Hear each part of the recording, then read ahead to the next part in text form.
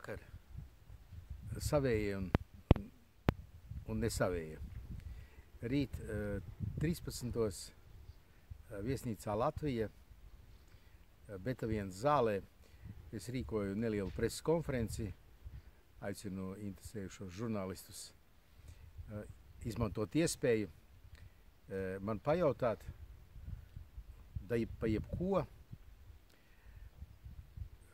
Preses konferences tiek rīkota, lai varbūt īsti pastāstītu manu skatījumu uz pašreizējo politisko procesu mūsu valstī, par to kampaņu, kas notiek publiskajā telpā saistībā ar pēc gada gaidāmajām vēlēšanām. Daudz mēdīja šajā atvaļinājuma laikā man mēģinājuši uzdot daudz jautājumus.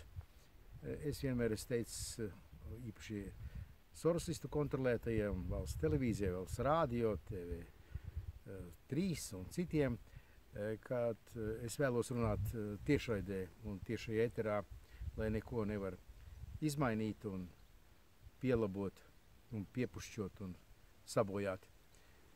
Rīt tieši ēterā, kas vēlas to varēs izdarīt, jau dzirdēju pirmās ziņas, tie, kas ļoti vēlējās intervijas neiešot.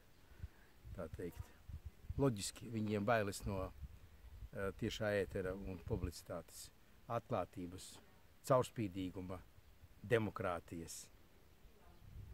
Tie, kas baidās, nenākat. Tie, kas nebaidās, nākat. Līdz rītdienai. Labvakar!